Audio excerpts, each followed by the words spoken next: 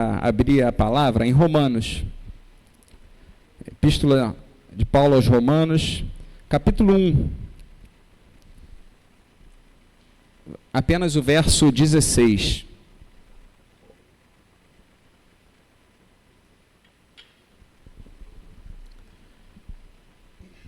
Romanos, capítulo 1, verso 16.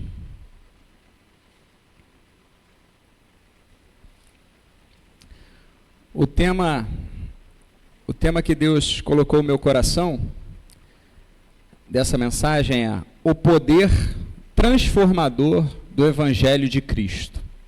O poder transformador do Evangelho de Cristo.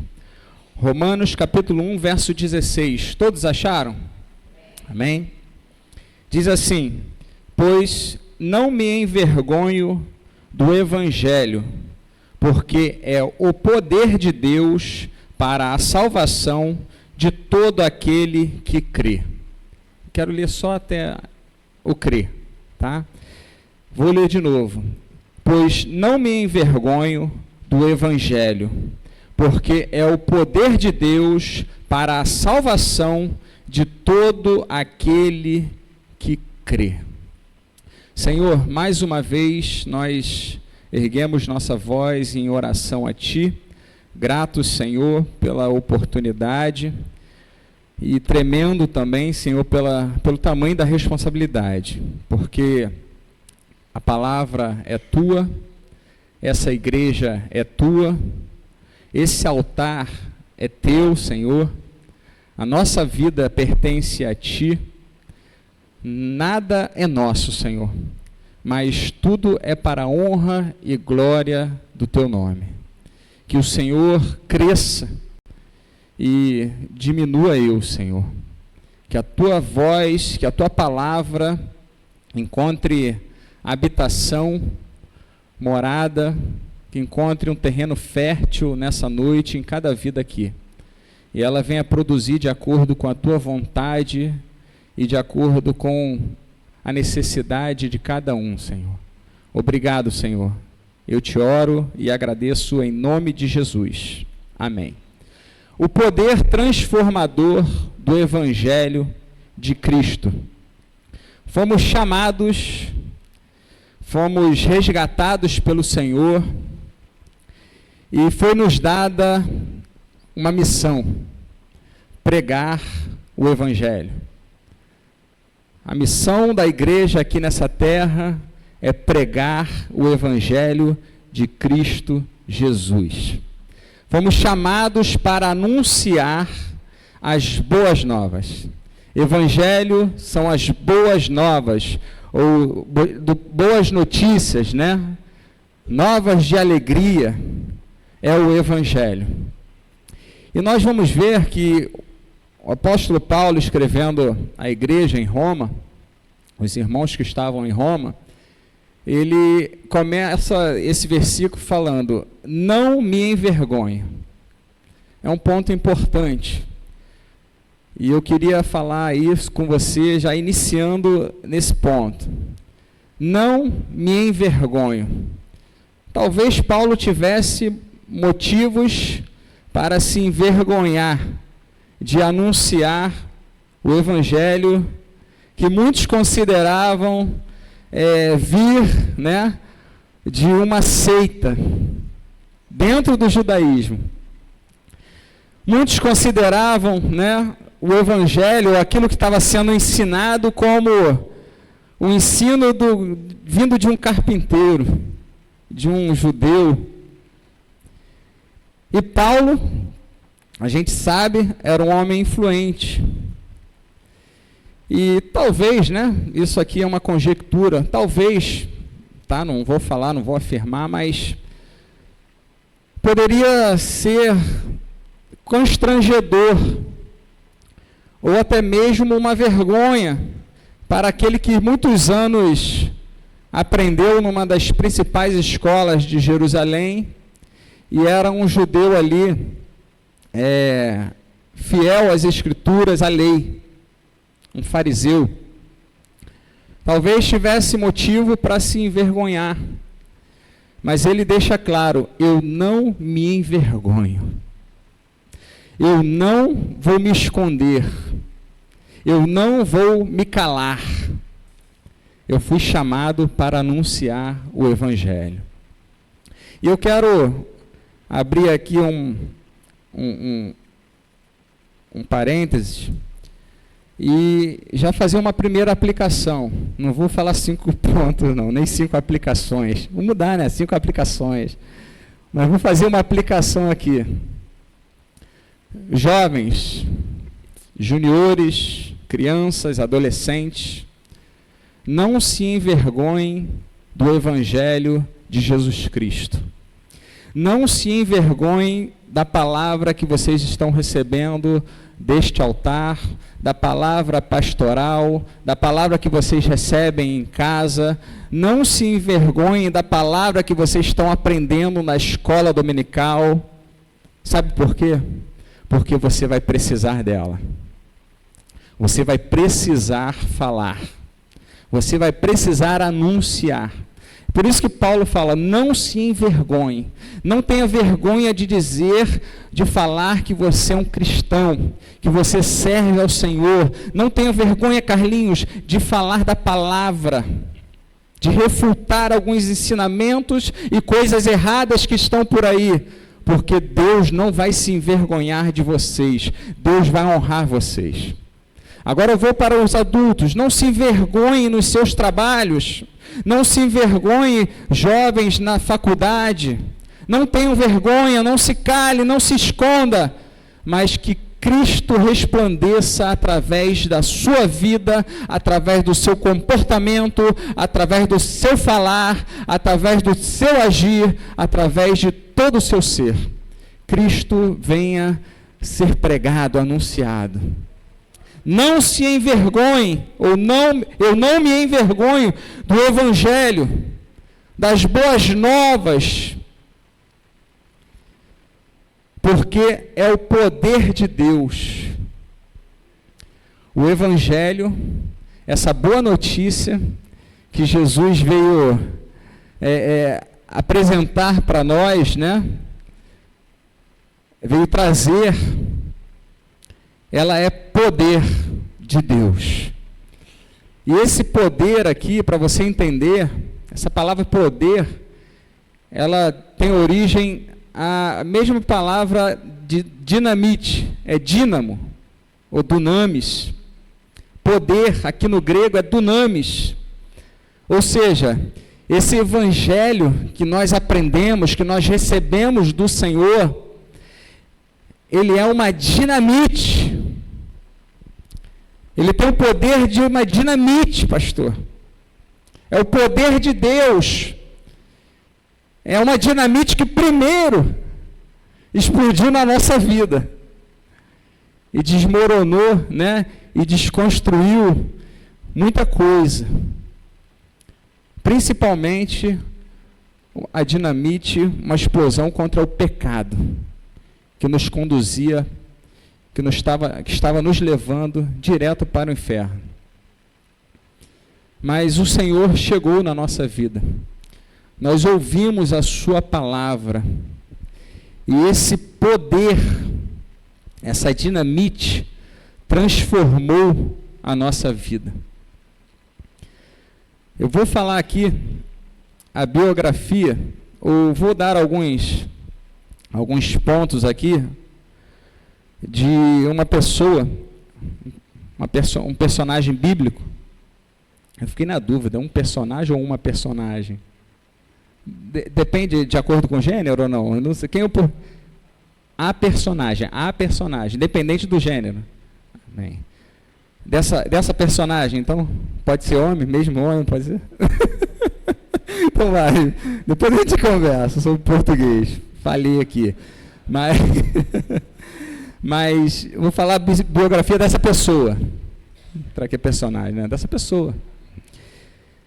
Era um judeu zeloso. Se você descobrir, pode chutar e pode falar quem é.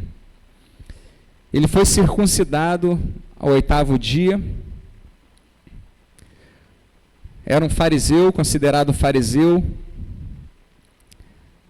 Ele falava mais de um idioma, era um poliglota.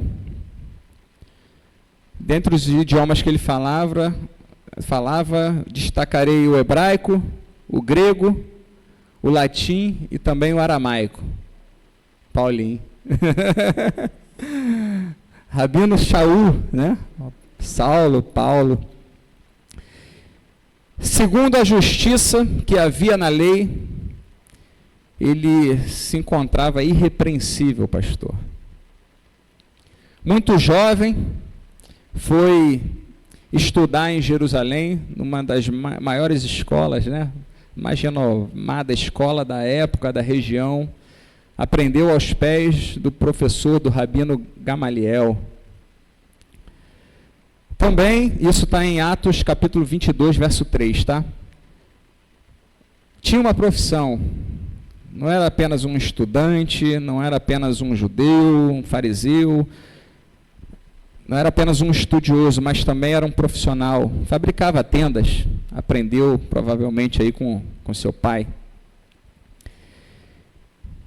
Mas aí o que eu quero destacar para vocês, era um homem qualificado, investiu na sua própria vida, buscou, com certeza tinha ali era uma pessoa que estava destacada na sociedade, porque tinha um certo conhecimento, um estudo, e ainda hoje é assim. Tem pessoas que estudam bastante, tem outras que não estudam muito, e a gente vai ver aqui na própria vida, né, comparando aqui a vida de Paulo e Pedro, fazendo uma comparação entre os dois. Todos os dois foram uma bênção, grandemente usado por Deus, todos dois, cheios do Espírito, homens abençoados, mas Pedro ficou um pouco limitado. Pedro ficou ali em Jerusalém, e Paulo, por ter dedicado, estudado, Paulo ganhou o mundo para Cristo. Foi enviado à Ásia, Europa. A importância do estudo, a importância de se capacitar, de investir na sua vida enquanto você pode. Falo novamente aí para os jovens, crianças, adolescentes, estudem, se profissionalizem, não deixem de buscar o Senhor também, se capacitem, porque Deus vai contar com vocês. Eu lembro que eu relutava para fazer inglês, eu não gostava, e minha mãe insistia, e na época de jovem, adolescente, eu quero parar, você não vai parar, eu quero parar, aí repetia, minha mãe estava lá, trazia a matrícula para mim, te matriculei novamente, você vai fazer de novo. Eu falei, não acredito, nem reprovando, ela me deixa, ela quer que eu faça isso, então vamos fazer. E eu não gostava. Até que, nos anos 2000 e alguma coisa, 2001, se eu não me engano, 2004, se eu não me engano, eu entrei no seminário. Depois vai me corrigir, vai falar, data eu não sou muito bom não. Mas assim que eu entrei no seminário, uns 2 ou 3 anos depois, precisaram de um professor de inglês. Eu falei, meu Deus do céu, o pastor me chamou, vem cá, você pode dar aula de inglês? A gente está sem professor, o professor não está mais na igreja. E eu falei, amém. Volta eu lá estudar, né? Porque é a introdução, é algo básico também, né? E eu fui dar aula de inglês e dei aula ali há alguns anos na Filadélfia de inglês. Mas confesso que não é o meu forte, mas fui. Mas mesmo assim eu falei, valeu a pena da insistência da minha mãe. Então a importância, né, a gente vai ver aqui que Paulo, ele era uma pessoa capacitada, mas mesmo sendo capacitado, ele estava longe do Senhor. Ele precisava ter aquela experiência transformadora, porque olha como estava a vida de Paulo. Eu peço que você abra aí Atos capítulo 7, Atos 7, 58.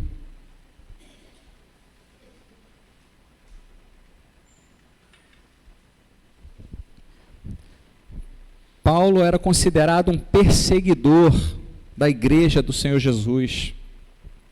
Era um homem que assolava a igreja. Ele diz que, em alguns momentos, ele invadia as casas para prender, né? E prender até à força os cristãos. Atos 7, eu falei 58.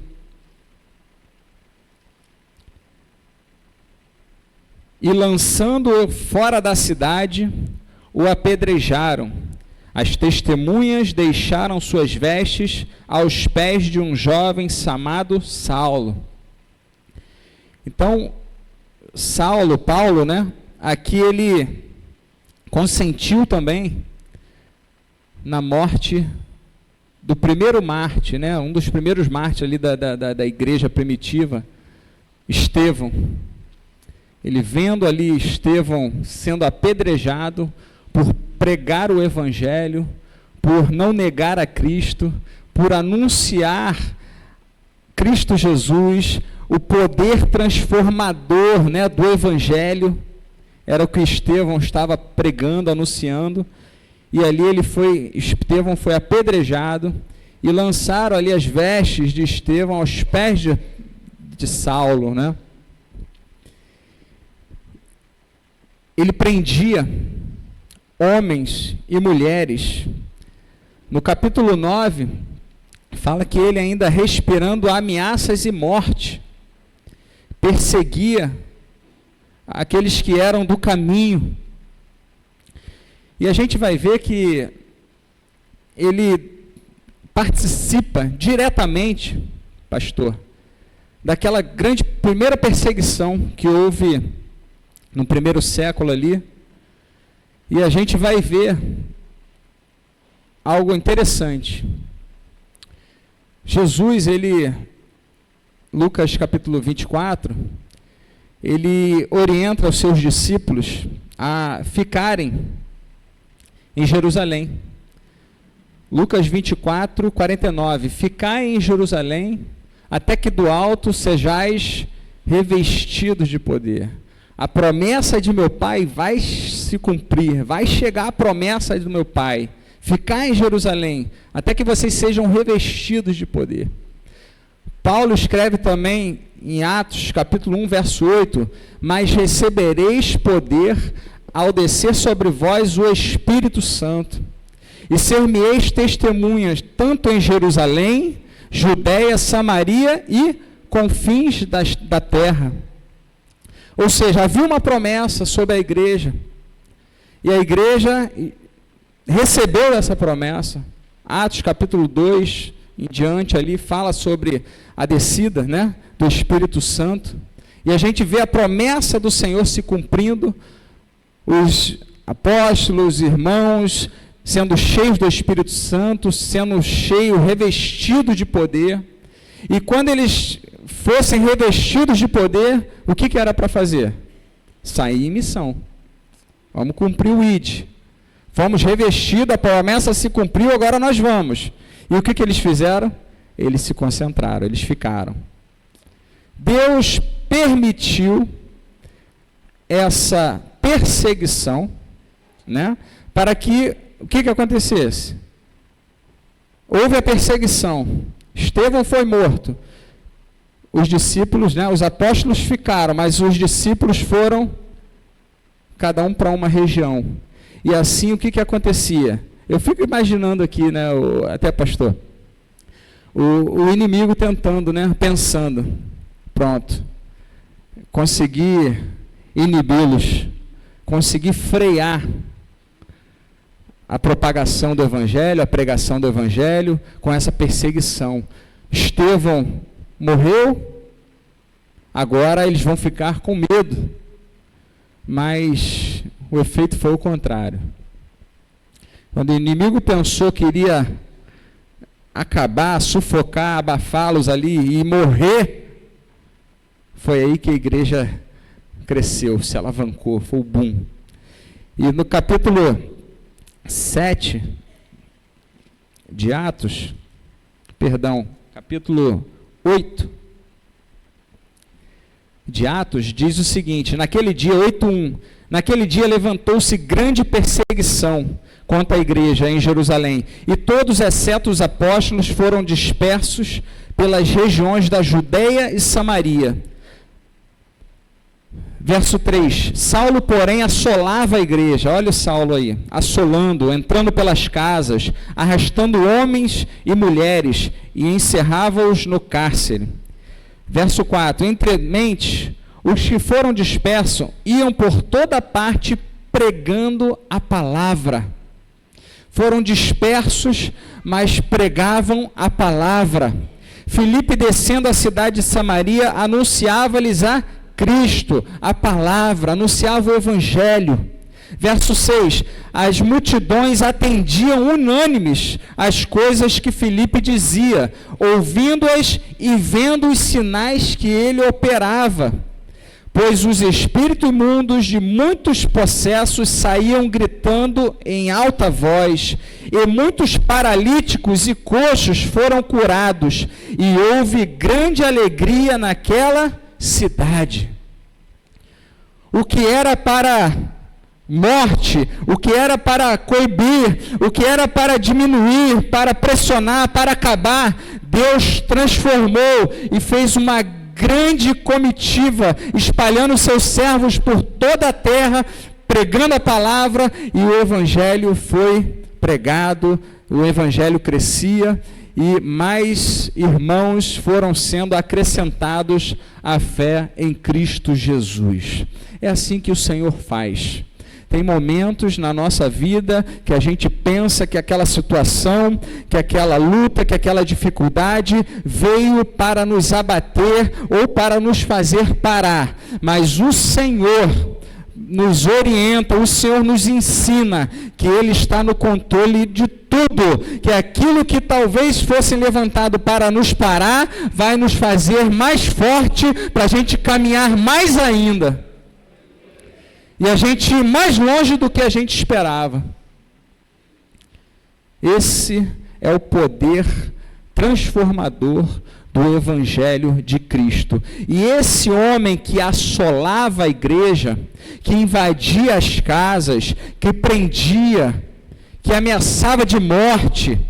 Eu fico imaginando hoje, né, Paulo, se eu falasse assim, só assolar, o homem que assola, que invade casa, que prende homem, mulher, né, que ameaça de morte, a gente vai achar que é um bandido, né, um cara, um valentão, né, um matador na época dos nossos pais aí, né, tinha alguns aí por aí, né, um cara brabo, um cara que o nome dele era conhecido, eram conhecidos os nomes deles, e as pessoas até temiam essas pessoas, respeitavam-os. Mas até que um determinado momento, em Atos capítulo 9, esse Paulo aqui, que ainda estava cheio de ira, cheio de, respirando ainda, querendo perseguir, acabar com a igreja, esse Paulo foi encontrado pelo Senhor Jesus. Ele estava a caminho de Damasco, já tinha pedido cartas, né, ao sumo sacerdote para que se encontrasse no meio daquela jornada dele alguém que estivesse pregando a Cristo ou confessando a Cristo, né, anunciando a Cristo, que eles seriam presos, ele prenderia aquelas pessoas. E Paulo vai, mas num determinado momento, diz a palavra que uma luz, um clarão apareceu para Paulo, e ele cai em terra, ele cai pelo chão, e uma voz diz assim: Saulo, Saulo, por que me persegues? E ele responde: Senhor, Senhor. E o Senhor fala ali com Paulo, capítulo 9 de Atos: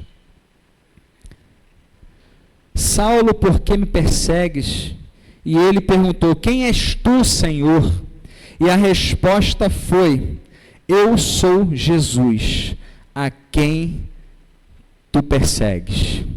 E daquele momento em diante, Paulo foi transformado. A vida de Paulo muda, porque o poder transformador de Jesus chega na vida de Paulo. E quando esse poder transformador, quando Paulo experimenta esse poder transformador, ele passa de perseguidor da igreja para um pregador do evangelho.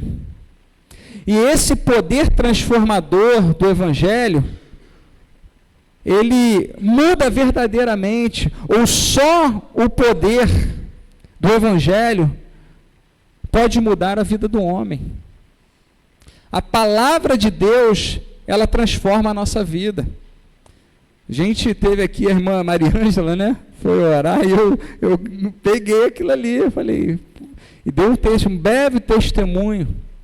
Mas a gente louva a Deus, porque a irmã Mariângela foi alcançada, ela acreditou naquela palavra, acredita até hoje, porque eu creio que a família vai ser restaurada. Deus tem promessa, Deus tem propósito, Deus quer fazer, e quando Ele promete, Ele faz. Ele não depende de ninguém, Ele faz. E quando ele fala do nosso querido irmão Henrique, né? Quem conhece o Henrique, eu conheci o Henrique agora. Para mim é crente desde criancinha, porque é um homem de Deus. Irmãos, o poder do evangelho faz isso.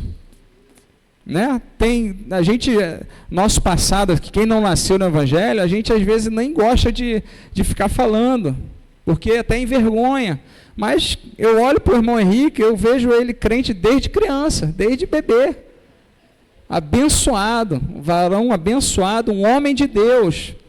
Mas quem faz isso é o Senhor, irmãos. É o poder de Deus na vida do homem, quando o homem abre o coração. Quando a gente acredita. Por isso que a palavra, o Paulo fala, não me envergonho do evangelho, porque é poder de Deus para a salvação daqueles que crerem. Deus quer salvar. Deus quer derramar poder sobre a nossa vida. Deus quer resgatar. Mas nós precisamos crer. Precisamos continuar acreditando, confiando naquele que prometeu. E Paulo, de perseguidor, se torna um pregador. E até mesmo se torna perseguido. Algumas vezes tirado quase morto, fugido, né, por um cesto ali, tiveram que tirar ele de uma cidade ali, fugido, porque senão iriam matá-lo. E de perseguidor passa a ser perseguido. E interessante, irmãos, como Deus age. Eu fico maravilhado quando eu vejo um testemunho como da irmã Mariângela, do seu Henrique, como Deus faz. Deus muda mesmo. Deus muda mesmo. Não é temporário, não é mudança temporária, não tem data de validade, não. Quando Deus muda, Deus sela mesmo. Quando é salvo, dá fruto de salvo, persevera na salvação. Assim acontece com aquele que é adúltero. A gente vê aí fora, talvez no amigo de trabalho, contando vantagem, chega, né, conta vantagem, saí com uma, saí com outra, estou tendo um caso assim, às vezes pessoas casadas, e eles se vangloriam, contando vantagem, que estão adulterando. Mas quando o poder transformador do evangelho chega até essa pessoa, ela acredita, Deus transforma o adúltero em um chefe de família honrado, que vai ter vergonha de falar o que fazia no passado, porque não interessa mais, porque ele entende que ficou para trás, e tudo se fez novo. O que importa é de quando eu me converti, quando eu nasci de novo, ali é mais importante do que o passado de tropeço que eu tive. Ali vai contar mais, porque ali eu recebi um novo de Deus. Ali eu sou uma nova criatura. Eu fui transformado, eu fui lavado, remido pelo Senhor Jesus, pelo sangue de Cristo. E daqui para frente, o Senhor é comigo. Eu estou sujeito a errar depois que me converto? Claro. Todos nós. Quem não errou aqui depois de convertido? Quem não pecou aqui? Mas o Senhor, Ele tem exercido misericórdia sobre as nossas vidas. Nós aprendemos na palavra que o sangue dEle nos purifica de todo pecado. E é sobre esse sangue que a gente deve estar, meu irmão. É sobre essa palavra que nos orienta a nos arrepender todos os dias. O professor Alex de manhã estava ministrando uma palavra abençoadora na escola dominical, a igreja de Éfeso, uma igreja que tinha perdido ali, esqueceu o primeiro amor. E qual foi a orientação para a igreja? Primeiro o Senhor fala, eu conheço as suas obras, eu conheço você, igreja, eu conheço vocês, eu conheço vocês. Agora, lembra de onde você caiu? Lembra? Volte à prática das obras passadas. Volte ao primeiro amor. Arrependa-te. A mensagem para as igrejas é essa. Conheça as suas obras, lembra de onde caíste e arrependa-te, volte à prática das primeiras obras. Deus nos dá a oportunidade todos os dias de receber o seu perdão, de viver em novidade de vida. E para a gente caminhar para o final, olhem a vida desse homem agora. Paulo, ele, lá em Filipenses capítulo 3, queria que você abrisse, por favor.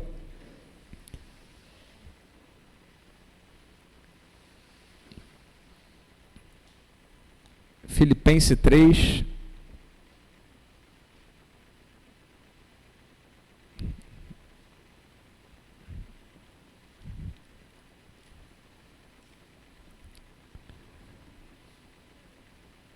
versos 6, 7 e 8. Diz assim, quanto ao zelo perseguidor da igreja, ele falando dele mesmo, contando o que ele era. Quanto à justiça que há na lei, irrepreensível. Mas o que para mim era lucro ou ganho, isto considerei por perda por causa de Cristo. Olha que interessante, irmãos. Reparem a mudança.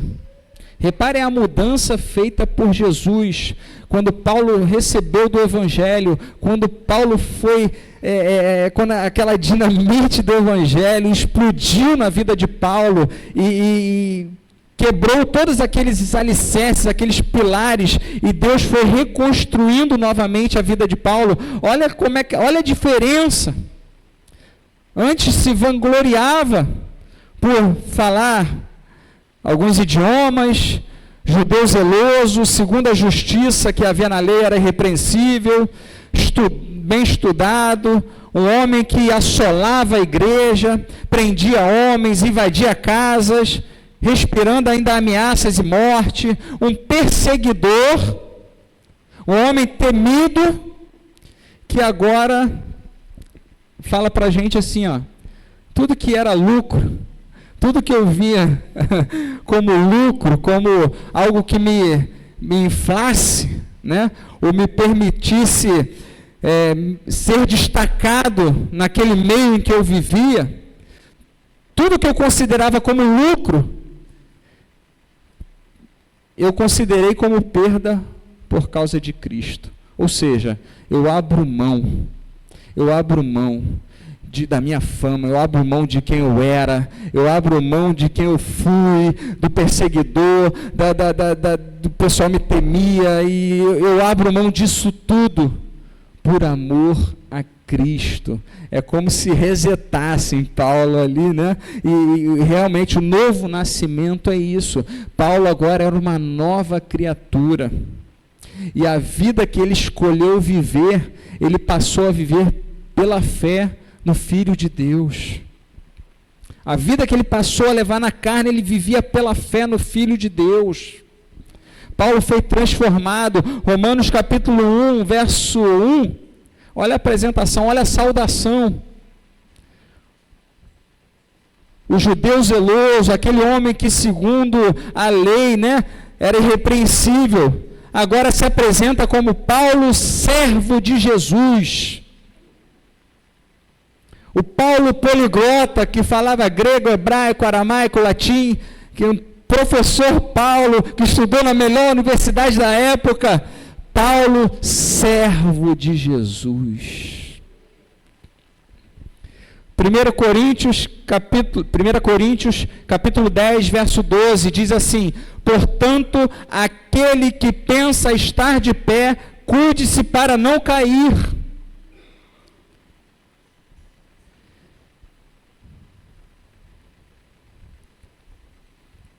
Paulo possuía um currículo invejável, o qual poderia deixá-lo avolumado perante a muita gente, muitas pessoas. Mas ele fala o seguinte, 2 Coríntios 10, 17, aquele, porém, que se gloria, glorie-se no Senhor. Quando o poder transformador do Evangelho alcança a nossa vida, a glória sempre vai ser para Deus, irmãos. Pastor, aqui na minha apresentação, seminarista, eu fico com maior vergonha, pastor. Eu nunca vou falar isso. Porque a glória é de Deus. A gente aprende conforme a gente vai estudando a palavra, conforme a gente vai buscando. Quanto mais você, no reino de Deus, se capacita, menor você fica, ou menor você deve ficar. E essas são as perdas, né, que o próprio Paulo fala no verso 7 de Filipenses. Mas o que para mim era lucro, isto considerei perda por causa de Cristo. E aqui eu quero falar para vocês algumas perdas, não são 5, mas são menos. Primeira perda, ou se você quiser entender melhor, para você entender melhor, perder no sentido de abrir mão. E eu destaquei aqui uma frase: se prepare para perder por amor a Cristo, pastor.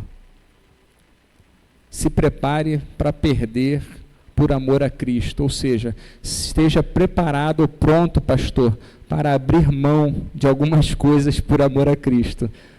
É ou não é assim? Ainda mais no ministério pastoral, né, pastor? Abrir não só uma, mas as mãos, né? Abrir mais de uma mão por amor a Cristo.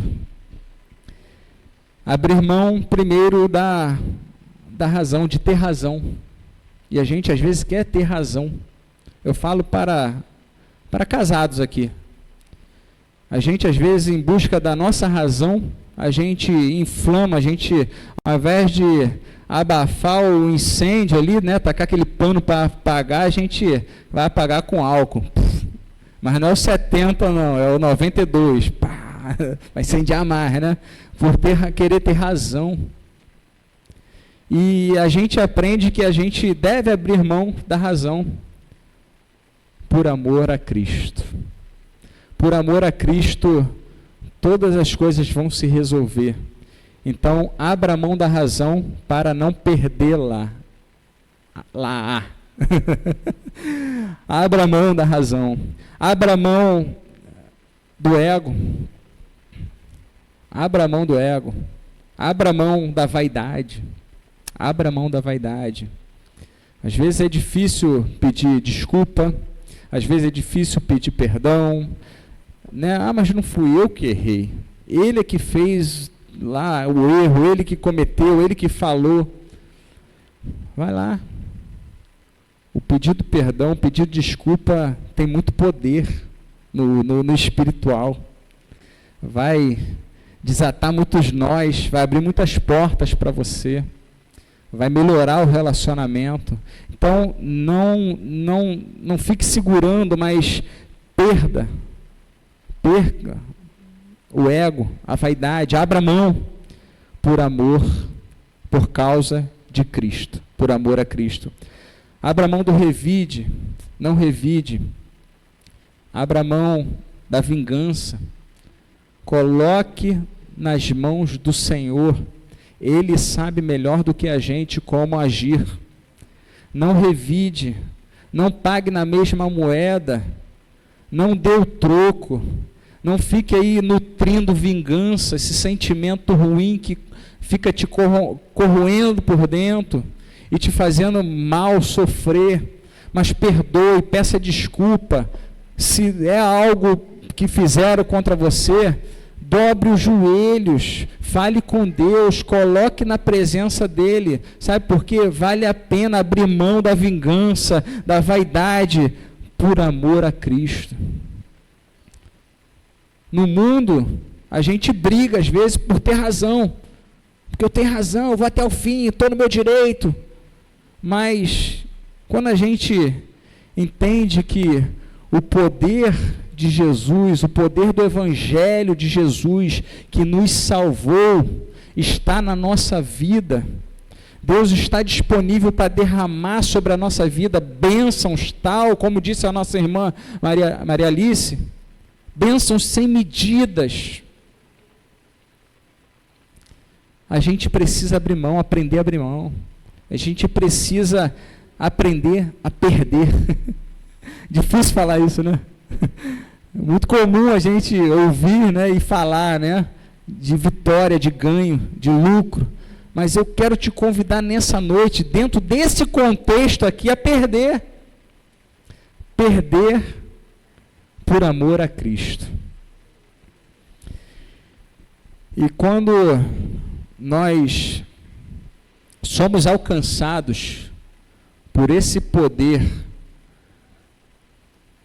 nós não nos tornamos poderosos, pastor, mas nos tornamos servos, nos tornamos mais cheios do amor de Jesus, nos tornamos mais humildes, mais simples, mais compadecidos, nos tornamos mais parecidos com o nosso Senhor. Todo poder, ele diz assim, ó, todo poder me foi dado nos céus e na terra. Aquele que tinha todo o poder, pastor, lavou os pés dos discípulos.